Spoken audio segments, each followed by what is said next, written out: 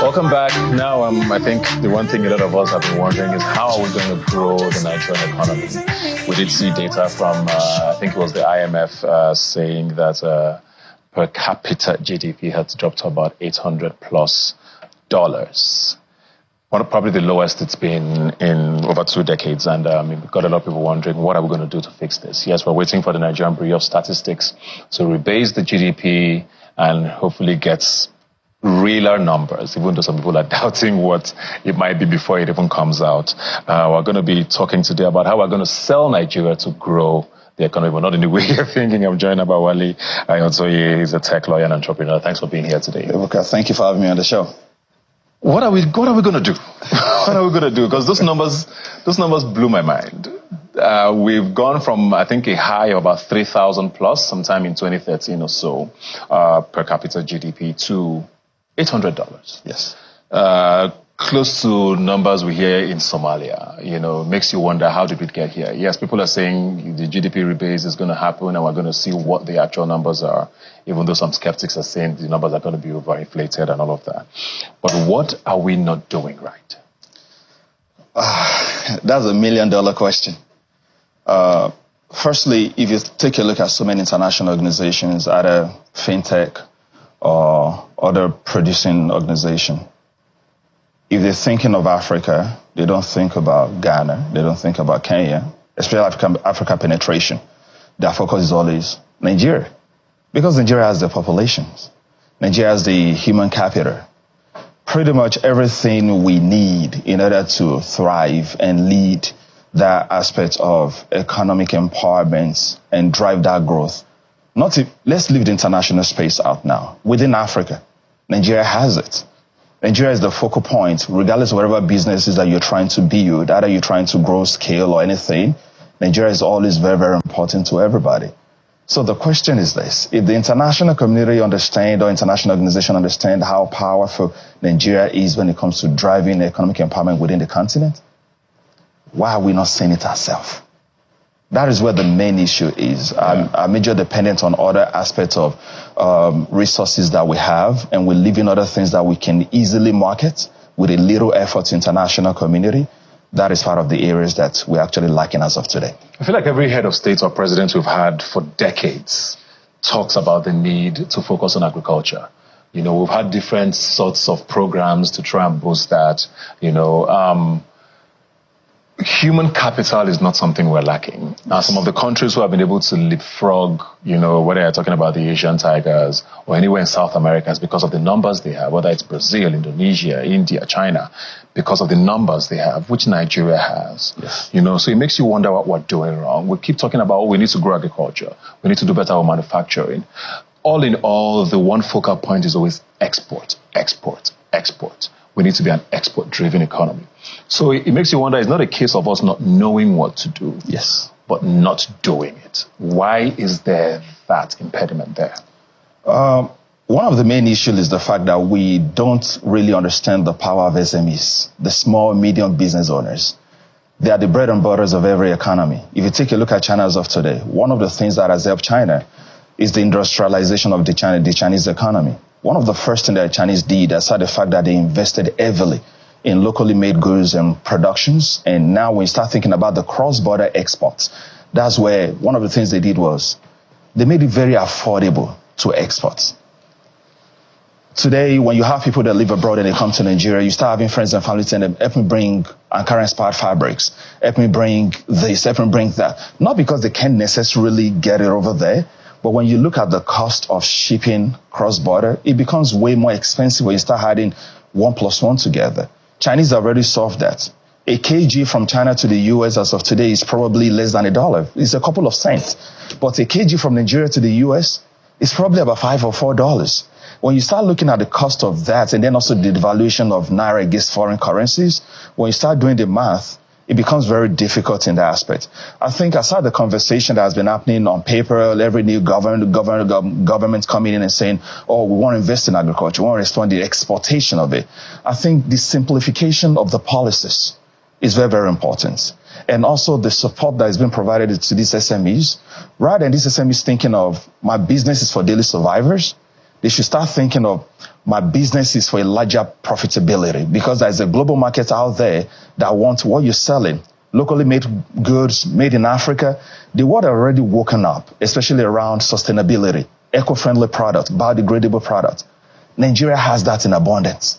We don't have to search far and wide in order to get that. We are blessed beyond. But when it comes to the policies that help facilitate this trade, that is where the main conversation needs to start happening. Yeah. And that is what we're not seeing as of today. I mean, we heard this last week about, Aliko Dangote, who's now selling fuel to Saudi Arabia. A lot of people are wondering, Saudi Arabia, but that's only one on a macro large scale. We see what's happening in entertainment. Yes. And tech. Yes. Entertainers have been able to export their art and their trade and, wield this soft power for Nigeria in spite of policies, in spite of government. And it goes to what you were saying about, people want to buy this thing if you make it available. Tech is also doing that to a large extent. We're seeing, they might have slowed down recently, but there's been a boom in tech, with people having startups. Some are doing well. People are crossing over on the continent. We're getting investors and VCs, from the international community. How can that be replicated, if possible, in other sectors, especially since you're in tech? What are you guys doing that the other sectors like agriculture, manufacturing needs to learn from to show what Nigeria can do export-wise?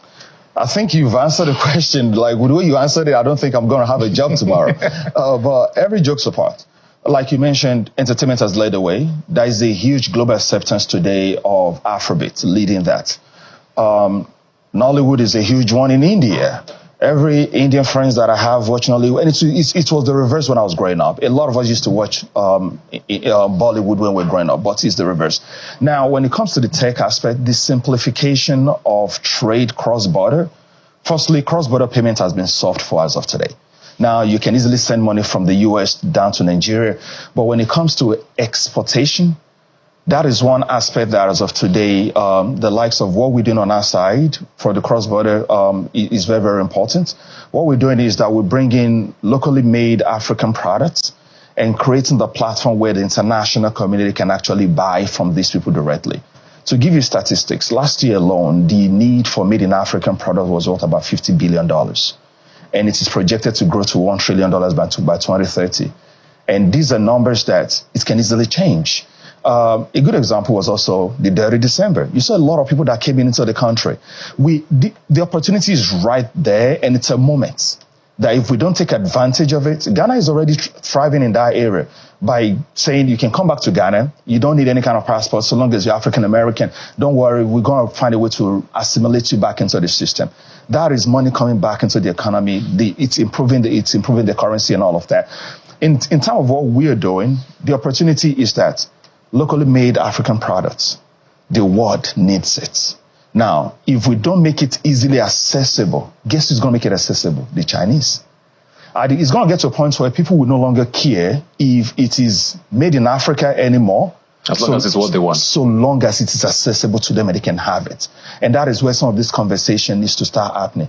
I know for a fact there are so many state governments today that have these youth empowerment programs, but it's not just enough to train people and give them the craft, subsidize and give them loan. You're still pushing them back into the same economy. They'll be selling to the same people who will find it very difficult to make ends meet. But what we're now saying is that rather than selling to your neighbor, you can now sell to international community. We're saying that we're bringing Africa to your doorstep at the cost of home. Because the main fear is, if I'm buying from Africa, they will charge me a broad price. Yeah. No, that is not going to be the case. And that's where tech comes in, facilitating that trade and controlling the pricing. I mean, we did have a president in the past, President Buhari, who famously or infamously talked about Nigerian youths and laziness, and all of that. And people have wondered, are we just lazy? Because we see all these opportunities, but it doesn't seem to be exploited. Is it a case of laziness or the policies you're talking about? And I guess I'm leading into, you have an app, I believe. Yes. That's supposed to facilitate some of these things for young people, if possible. Talk to us about that very quickly. Yeah, if it is laziness, I disagree. 100%. I'll tell you why. Because I'm a data person. The question we should ask ourselves is, why is it that when an average Nigerian lives in Nigeria and they go to Europe, they go to North America, Australia, they thrive? I'm a living example of that. I'm based out of Houston, Texas. I've had a chance to work for big organizations within tech and all of that. And here today, we are launching our own and we're building it and bringing it back to the continent. So I don't think it's a case of laziness. It's a case of not having the right policy to be able to support these individuals. And average Nigerians are trying. If you look at some of the fabrics, some of the materials that Nigerian produces, Nigerians are extremely talented. But the truth is that no matter how talented you are, if you don't have the right policy, right structure, right infrastructure to support you, the easiest thing is just say you're lazy. What's your app called? Way out. What's your app called? It's called Giri Today. Giri Today. Giri Today. Look out for it. That might be the beginning of your glory story.